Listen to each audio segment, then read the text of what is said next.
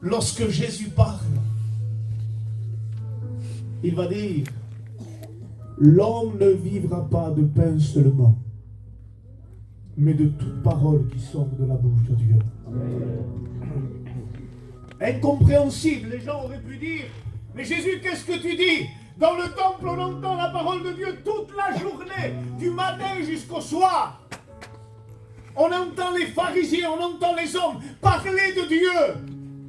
Il dit oui, on en parle de Dieu. Le monde entier parle de Dieu. On entend des prières de toutes sortes, de toutes religions. Le mot de Dieu est invoqué partout. Mais le vrai Dieu, très peu le trouve.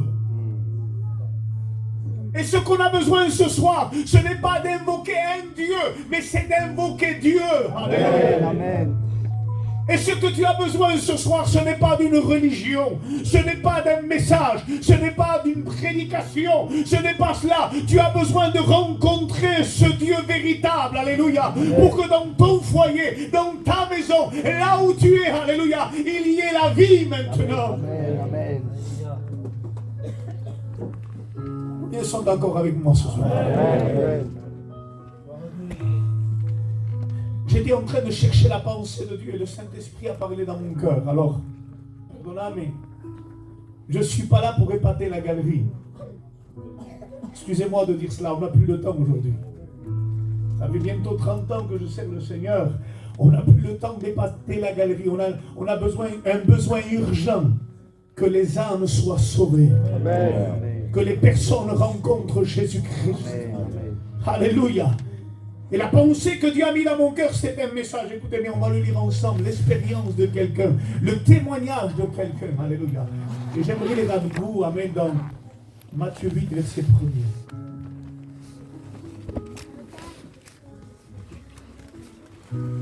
Écoutez bien ce que dit la parole de Dieu. Lorsque Jésus fut descendu de la montagne, une grande foule le suivit, et voici un lépreux s'étant approché, se prosterna devant lui et dit, Seigneur, si tu le veux, tu peux me rendre pur. Jésus étendit la main, le toucha et dit, je le veux, sois pur. Aussitôt, il fut purifié de sa lèpre. Puis Jésus lui dit, garde-toi d'en parler à personne, mais va te montrer au sacrificateur et présente l'offrande que Moïse a prescrite, afin que cela leur serve de témoignage. Amen. On se lève ensemble et on prie le Seigneur. Alléluia.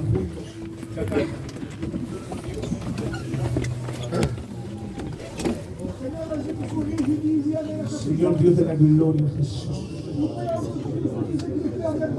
Sopranda che vai scendere fin da lei le prendere salia dalla traina e revelai la relazione. Spirito Sopranda che prendere che vai scendere.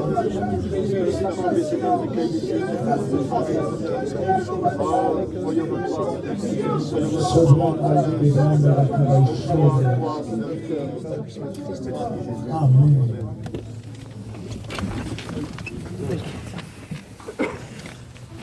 Quand on lit l'histoire de la parole de Dieu, tu lis le temps. Quand on lit l'histoire de la parole de Dieu, on lit le résultat d'une vie. Lorsqu'on commence l'histoire, si vous lisez l'histoire, bien, il ne parle de rien, si ce n'est de l'état d'un homme. Mais il n'y a pas l'état d'un homme sans sa conséquence. Et pourquoi il est comme ça? Si cet homme est dans cet état, c'est qu'il y a un pourquoi et un comment. Si demain, excusez-moi de l'expression, et je demande pardon à ceux s'il y en a qui sont en deuil ou les anciens, si demain je vois quelqu'un qui est sourd, je le regarde et je dis ça, c'est quelqu'un qui a bu. C'est pas compliqué à savoir. C'est qu'il y a eu un début.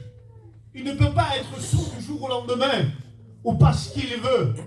C'est parce qu'il a commencé. C'est un homme qui était bien sans rien, et il a commencé à prendre un verre ou une bouteille, et il a commencé à verser de l'alcool à l'intérieur, et il a commencé à boire. Et bien sûr, ses organes, son foie, sa tête, sa bouche, tout a commencé à se noyer dans l'alcool, excusez-moi de l'expression. Ses sentiments ont commencé à changer. S'il était timide, il devient quelqu'un qui n'est plus timide. S'il ne sait pas du tout chanter, il se prend pour un ténor.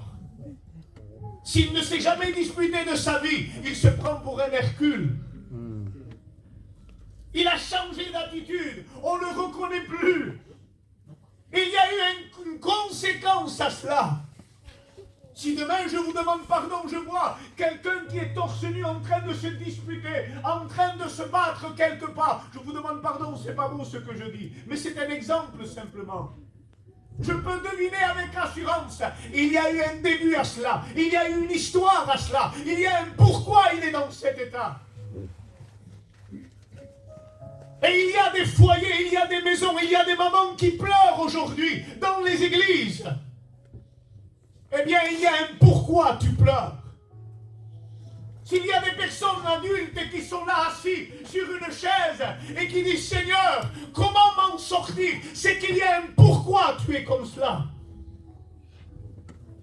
Le lépreux qui est là, on voit cette histoire, simplement on voit la fin de l'histoire.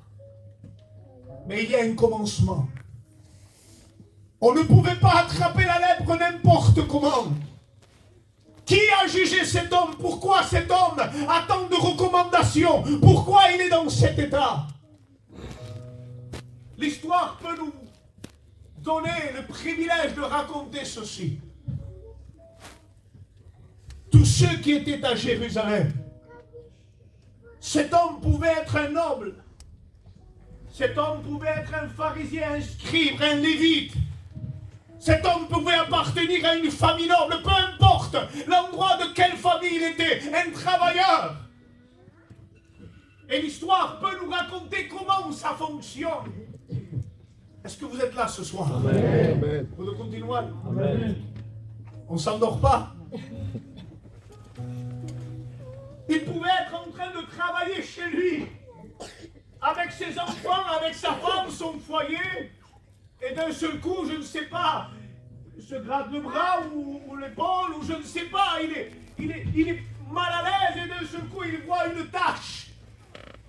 Quelque chose d'insignifiant, quelque chose de simple, quelque chose de petit, alors on essaye de l'enlever. On essaye de le soigner. Cette tache est là. Et voici que le lendemain, elle persiste. Le jour d'après, elle commence à grandir. Et toute sa famille est obligée d'agir selon la loi. Parce qu'il y a une loi dans le monde. Il y a une justice dans le monde. Elle est comme cela. Dans la loi judaïque, il y avait une justice. Il y avait une loi. On n'avait pas le droit de laisser faire. Il y a une sainteté.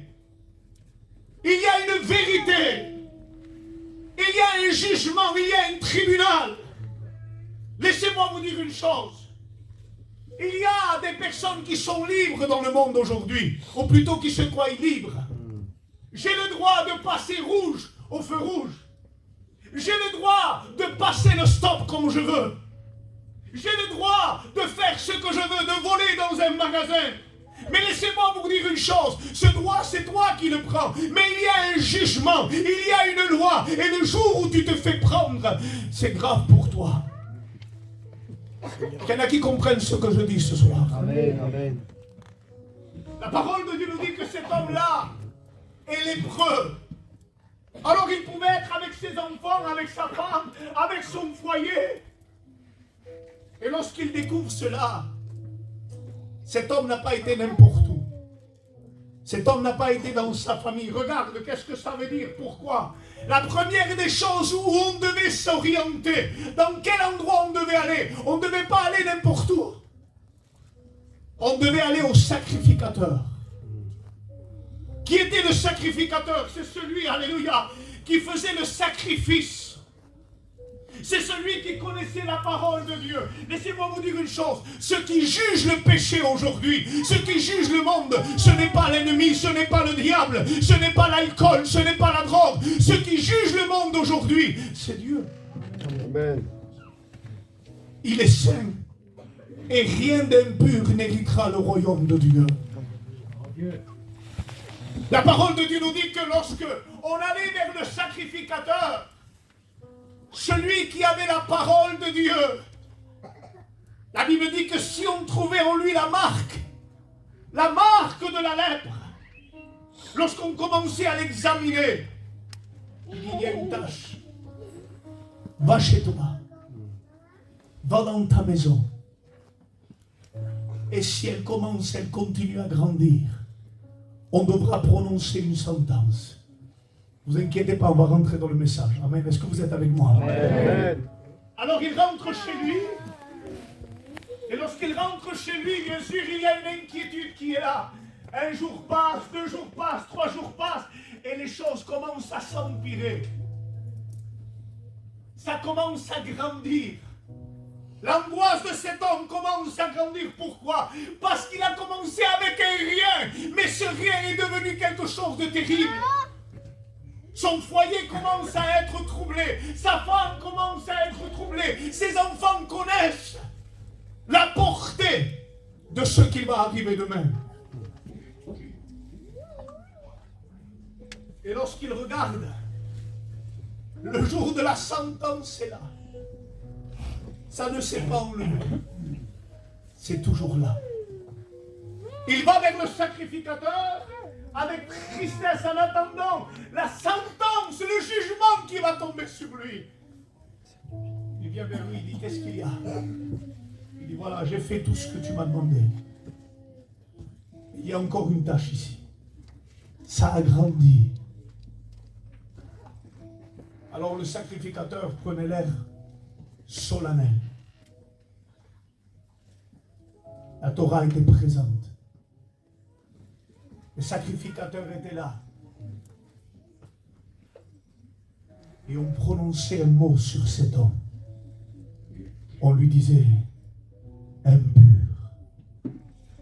Impur. C'est fini. Alors bien sûr, s'il avait une belle tunique en lin, ôtez-lui sa tunique. Et on commençait par ôter sa tunique. Mettez-lui l'habit du lépreux. On confectionnait un habit. C'était une robe avec des clochettes en bas. Parce que l'habit du lépreux devait pousser un cri, devait donner une musique. Cette musique, lorsqu'on l'entendait, cling, cling, cling, cling, on entendait les sons. Et les gens se tournaient, ils disaient, ah, c'est un lépreux. La marche devenait la marche d'un lépreux. Le regard devenait le regard d'un lépreux. La parole devenait la parole d'un lépreux. C'était quelqu'un qui était condamné à mourir et séparé de toute sa famille. Est-ce qu'il y en a qui sont là ce soir? Amen. Lorsque réellement on commençait à dire si cet homme avait des enfants, il commençait à regarder ses enfants, il dit, regarde, à cause d'une tache de la lèpre, à cause de la lèpre, je ne sais pas comment ça s'est passé, c'était pendant mon travail, c'était dans ma maison, je ne sais pas ce que j'ai laissé rentrer, je ne sais pas comment je l'ai eu, je ne sais pas comment j'ai fait, mais j'étais tellement préoccupé par ce que j'ai que je n'ai pas fait attention. Et j'ai été contaminé par la lèpre. Lorsque le temps passait, il devait dire adieu à sa femme. Il devait dire adieu à ses parents. Il devait dire adieu à son foyer. Il devait commencer à regarder ses mains. S'il était un homme fort avec des forces, sa force commençait à diminuer. Vous savez comment on pouvait attraper la lèpre? Excusez-moi, je suis long. Il ne faut pas être applicable sur la main. Amen. Vous me laissez le temps? Amen. Amen. On attrapait la lèpre parce que lorsqu'on était pieds nus et qu'on marchait n'importe où, on pouvait avoir des entailles dans les pieds, derrière le talon du pied. Et ces entailles qui étaient là commençaient à s'infecter. Et le virus rentrait par le talon du pied. Lorsqu'on n'avait plus de chaussures, lorsqu'on n'avait rien pour protéger nos pieds, il y avait l'infection qui montait par les jambes, passait par le dos, allait jusqu'à la tête. Et les cellules du corps tout entier étaient contaminées par la lèpre. Cet homme était déclaré comme impur. Sa femme était là en train de pleurer, ses enfants étaient là. Impossible de les prendre dans les bras, impossible de leur parler, impossible d'être avec eux. Tout simplement parce qu'un jour cet homme a laissé rentrer la lèpre dans sa maison. Il y a des foyers ici. Tu ne t'es pas rendu compte, on va finir, ne vous inquiétez pas. Tu ne t'es pas rendu compte de cela. Mais un jour ou l'autre, oh, c'était caché, c'était dans ta maison. Et là, je parle pour quelqu'un en particulier. Personne ne t'avait vu, c'était dans ta maison. Mais à cause de ce que tu as fait, à cause de ce que tu as laissé rentrer chez toi, eh bien, la parole de Dieu a commencé à te dire, en toi, il y a une tache de la lèpre. Il y a la tache du péché qui est chez toi. Elle est insignifiante. Peut-être tu dis, c'est pas grave. C'est rien, c'est un petit péché. Ça n'a rien fait de mal. J'ai encore mes enfants. Mais laisse-moi te dire une chose. Tu es devant la parole de Dieu. Et elle sait ce qui est mal. Elle appelle ce qui est mal, mal. Et ce qui est bien, bien. Amen. Nous avons un Dieu de sainteté. Un Dieu qui sépare le péché de la sainteté. Et lorsqu'on laisse rentrer, c'est pas grave. Lorsque tu te présentes devant Dieu, oh, tu peux te présenter dans l'église, tu peux t'asseoir dans l'église. Mais laisse-moi te dire une chose, le Saint-Esprit est en train de dire, en toi il y a une tâche qui s'appelle le péché.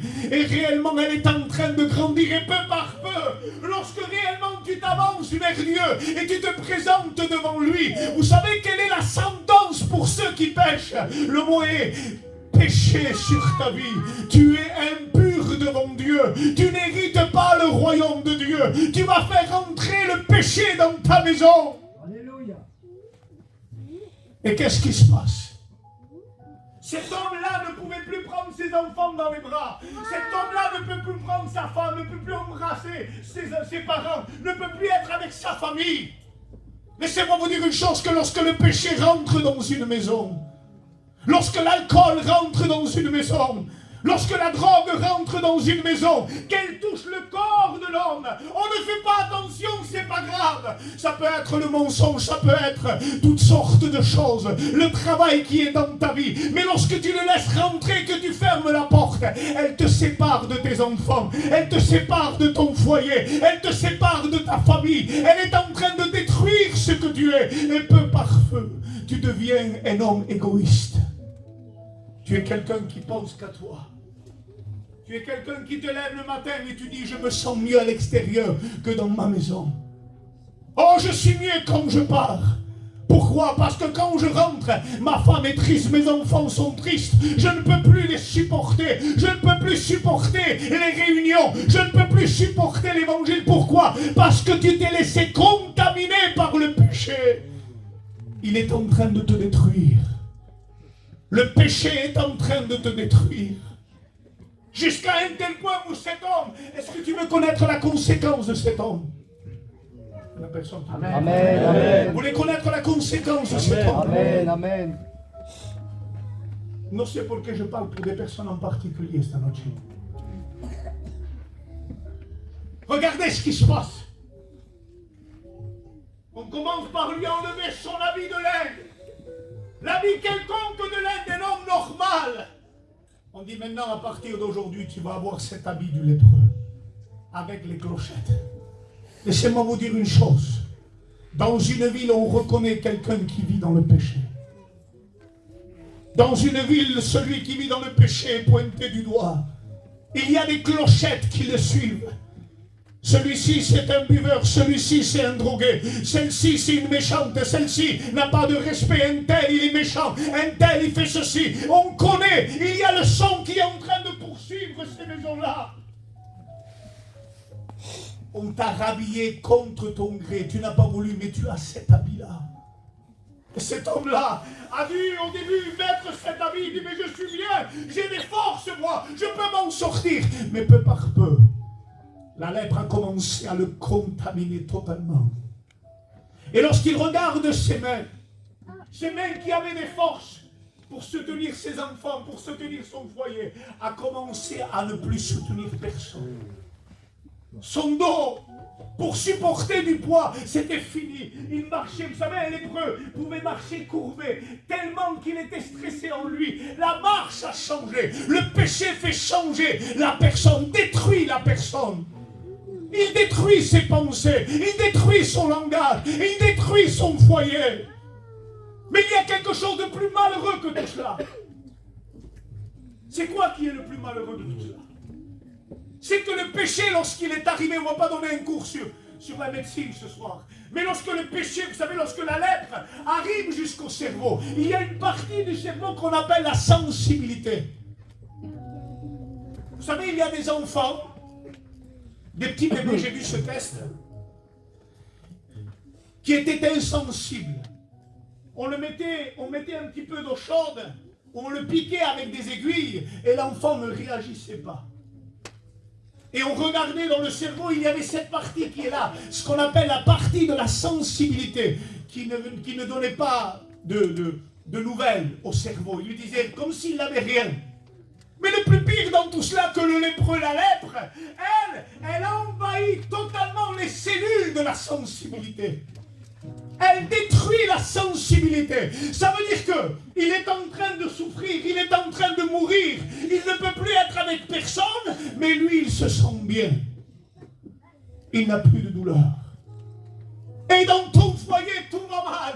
Tu te retrouves, mais c'est elle, c'est à cause de lui, c'est à cause d'un tel, c'est à cause du pasteur, c'est à cause d'un tel, c'est à cause de mon frère, c'est à cause de ma soeur. Laisse-moi te dire une chose, tu as perdu la sensibilité. Et parce que tu as perdu la sensibilité, tu ne sens plus la douleur. Si ton âme ce soir pouvait parler, elle te dirait ceci: j'ai besoin de mon Dieu, j'ai besoin de mon Jésus, j'ai besoin d'être libéré, j'ai besoin d'être sauvé. Si ton âme pouvait parler, elle te dirait qu'il a besoin de ton Créateur. Et comme tu la laisses pas parler, comme tu la étouffes à l'intérieur de toi, et que tu dis ne parle pas, c'est moi qui ai raison. Cet homme qui était là, envahi par la lèpre, au bout d'un certain moment, vous savez, la solitude, c'est quelque chose de terrible. Être seul. Quel est le décor qu'on me donne? Je ne sais pas si vous avez vu, mais ce qu'on fait dans les films, c'était vrai. Il y avait ce qu'on appelle des vallées où résidaient les lépreux. Ça existait vraiment. Des vallées où résidaient les lépreux. Où il y avait des gens qui étaient retirés, où il y avait des gens qui étaient malades et qui allaient mourir. Voilà où est-ce qu'on va placer cette personne. Des personnes où ils s'entendent. Des lépreux où les lépreux peuvent se parler, s'approcher, discuter ensemble. Vous savez, il y a quelque chose. Le monde est comme cela. On te met à part. On a enlevé ta famille. On a enlevé les gens de bon sens. On a enlevé le bon langage. On t'a mis vers des gens qui sont comme toi. Vivent dans un état où ils attendent la mort et qu'ils vont mourir sans Dieu. C'est terrible, hein? Son palabra dura, perdón, ¿puedo decirlo? Amen. Amen, je peux le dire ce soir. Amen. Cet homme qui est là a fait quelque chose de merveilleux. Je veux dire, cet homme a fait quelque chose de merveilleux. Il commence. Le désespoir est en lui, l'impossibilité est en lui. Il regarde ses mains, personne ne peut changer cette peau qui est là. Elle est attaquée par la lèpre, personne ne peut changer ce visage, personne ne peut changer cette marche, personne ne peut changer les habits. Je suis destiné à mourir. C'est fini pour moi. Il se met dans un coin et d'un seul coup, je ne sais pas quel jour c'était, je ne sais pas quel jour de la semaine ni dans sa vie, mais un jour il passe quelqu'un devant lui, il dit tu sais pas? Non, Jésus a rendu la vue à un aveugle là-bas. C'est possible ça? Que quelqu'un voie de nouveau sa voix, mais c'est pas possible. Un autre pense, tu sais pas, non, Jésus a ressuscité un mort. C'est possible ça? L'homme qui est là, non, personne ne peut me changer à moi. Personne ne me changera. Il y a des cœurs qui s'endurcissent tellement, qui ne veulent plus avoir accès à la grâce. Laisse-moi te dire une chose. Il n'y a pas de cœur que Dieu ne puisse changer. Il n'y a pas de vie que Dieu ne puisse transformer. Alléluia. Un autre passe. Et ce lépreux commence à dire quelque chose, une petite flamme. Dans toute cette lèpre qui l'entoure, dans toutes ces mauvaises pensées, dans tout ce découragement qui est en lui, dans toute cette vie négative qu'il marche, à l'intérieur de lui, il y a une lueur petite qui est là, une petite flamme de rien du tout. Il entend juste un mot. Il n'a pas vu un miracle, il n'a rien vu. Il entend Jésus. Il entend ce mot, Jésus. Jésus guérit. Jésus délivre. Amen. Jésus transforme. Amen. Jésus Amen. bénit. Alléluia. Jésus change les situations. Amen. Et là, il rentre en lui-même. Et quand il rentre en lui-même, oui, mais comment je fais moi? Le boiteux qui est là-bas, ce n'est pas la loi qui l'a jugé.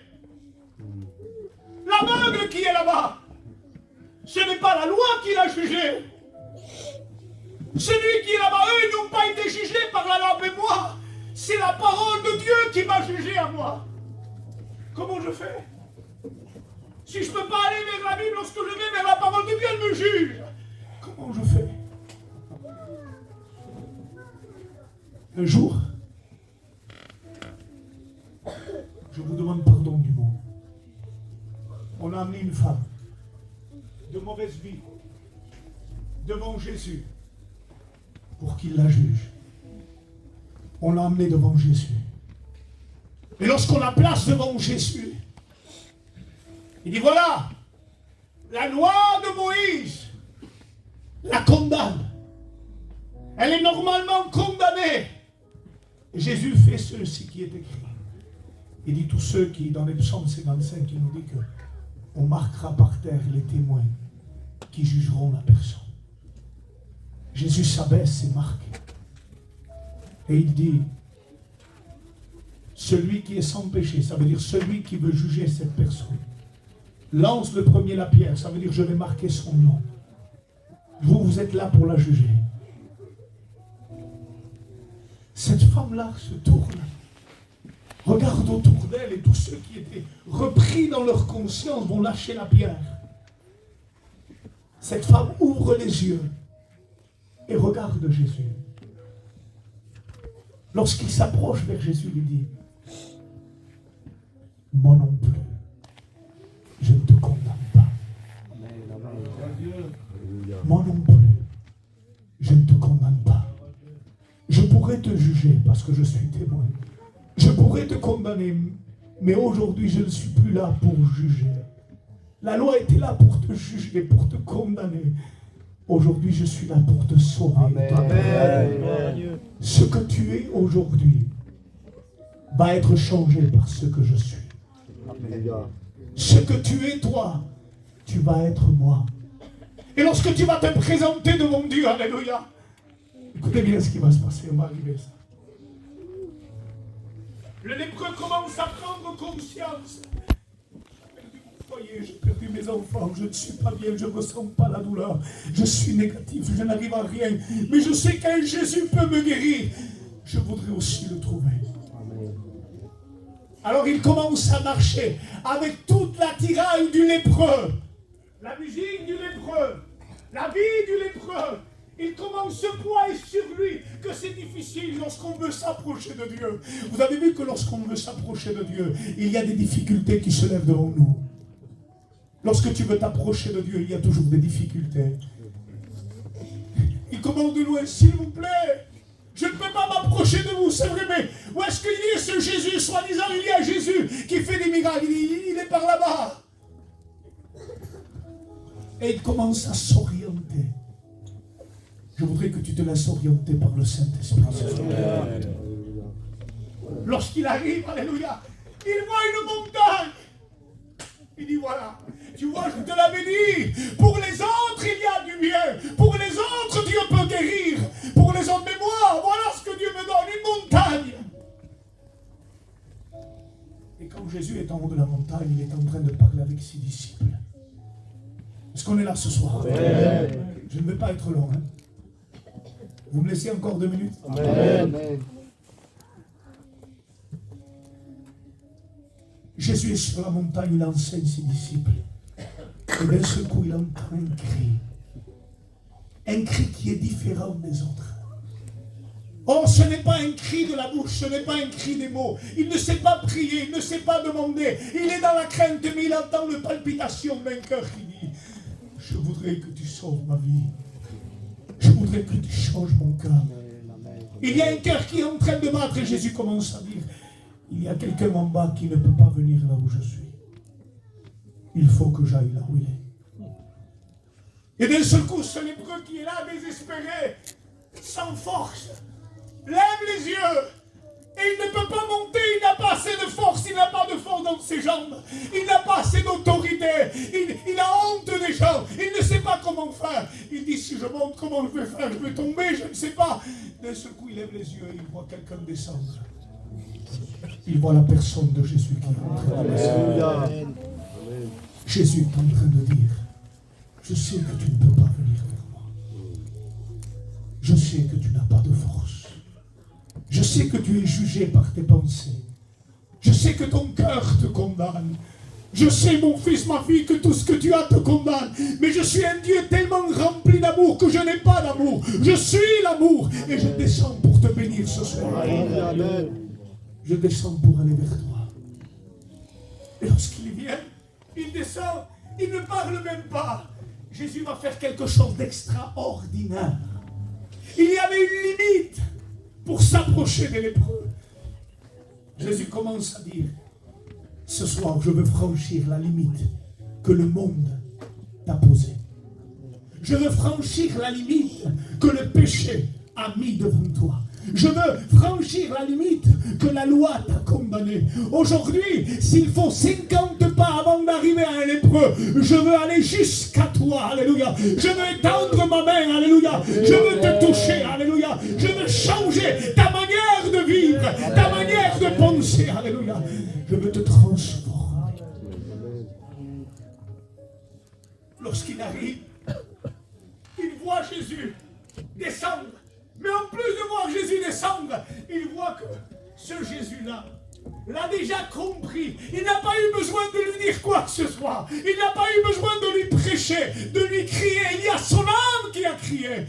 Et Jésus dit, je te comprends. Je te comprends parfaitement. Et il commence à s'approcher. Et lorsqu'il s'approche, alléluia, lorsqu'il arrive à un certain moment, Jésus lui dit, écoutez bien. Jésus, Seigneur, écoutez ce qu'il dit. Voici le lépreux s'étant approché, se prosterna devant lui et dit, Seigneur, si tu le veux, tu peux me rendre pur. Seigneur, ce soir, si tu le veux, tu peux me transformer. Il y a un miracle que Dieu veut faire dans ta vie ce soir. J'aimerais que tu réalises l'état dans lequel tu es. Tu es quelqu'un qui est difficile à t'approcher de Dieu à cause de tout ce qu'il y a. Si tu dis comme le lépreux, Seigneur, si tu le veux, tu peux changer l'état dans lequel je suis. Jésus dit, je le veux. Je le veux. Il y a quelque chose que Dieu veut plus que tout. C'est transformer ta vie ce soir. Amen. C'est transformer ton état. Il étendit sa main, le toucha et dit, je le veux, sois pur. La Bible dit qu'il commence à regarder ses mains déformées par la lèpre, ses bras déformés par la lèpre. Oh, vous savez, il commence à voir La transformation. Tout commence à se purifier. Mais son cœur commence à dire, je vais témoigner partout. Je vais parler, non, n'en parle à personne. Mais va vers ceux qui t'ont jugé. Comment, Seigneur? Oui. Ne va vers personne. Va vers ceux qui t'ont jugé. Mais Seigneur, celui qui m'a jugé, c'est la loi elle-même. C'est la parole de Dieu qui m'a jugé. Il dit justement, va vers le souverain sacrificateur. Cet homme va vers le souverain sacrificateur, se présente et dit, c'est moi, le lépreux, celui que tu avais jugé, celui que tu avais condamné avec la Torah, avec la parole de Dieu. Il commence à l'examiner. Il commence à le regarder. Enlève tes habits. Il le regarde, il voit son cœur, il voit ses oreilles, il voit ses yeux, il voit tout ce qu'il est. Il dit, ce que j'avais prononcé, je suis obligé de le changer. J'avais dit impur, aujourd'hui je dis pur. Je dis pur. Mais qui t'a fait ça? Qui peut faire ça? Qui peut faire changer la loi? Qui peut faire changer le cœur de Dieu? Qui peut faire changer le jugement? Jésus, le Fils de Dieu. Son sang précieux nous purifie, nous lave de tout péché. Si tu es destiné pour aller, excusez-moi, je le dis ou pas? Si tu es destiné pour aller en enfer, il y a un sang précieux. Amen. Il y a un sang précieux qui peut te faire changer de destination ce soir. C'est le sang précieux de Jésus. Il peut changer ta manière de vivre. Est-ce que tu voudrais recevoir ce Jésus? On va fermer nos yeux dans le Christ.